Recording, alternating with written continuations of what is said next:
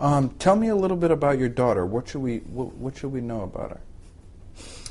Well, she was intelligent. She was very passionate, very opinionated. Loved giving back to her community. She loved sailing. She loved teaching kids how to sail. She did it both here in Boston and then at Sail Newport in Newport, Rhode Island. This Paul Leahy, Mm-hmm. he had 24 prior convictions, right? Yes, 65 arraignments. It's phenomenal. I mean, it's unbelievable. The psychologist who evaluated him said he will attack with a knife and he most likely will murder, and it was like a prophecy. And Alexandra just happened to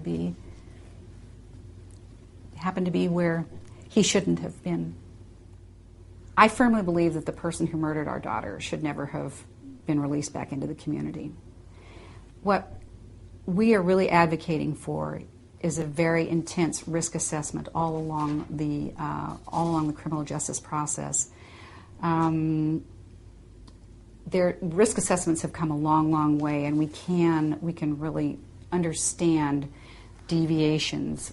We can, if people are then released into the community, the monitoring systems have to be so much more effective than they are now.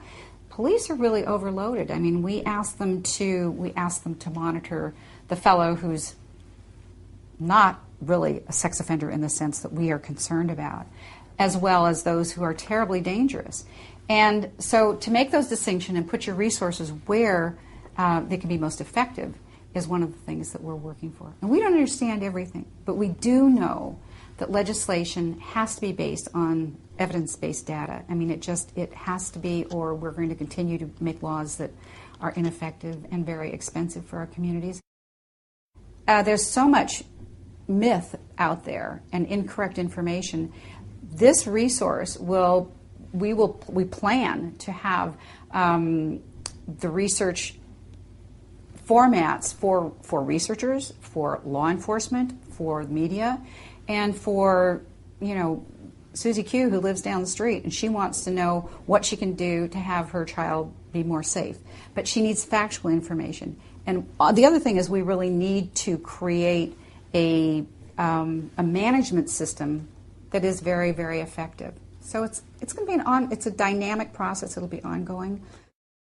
So you were hoping that Paul Leahy, if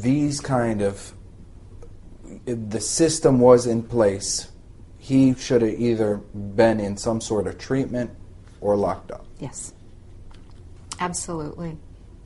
In his case, given what the psychologist said, he should have not been released from any kind of confinement. I mean, and this didn't have to happen. No, it was so preventable on so many levels. He never should have been out of confinement. He never should have been working at a fast food restaurant. I mean, there are just so many things that were just so preventable. I think that's the thing that has made it so easy for us to do this work, because there are lots of people whose lives can be saved from this kind of tragedy, and it's just been very encouraging for us to want to be able to do this.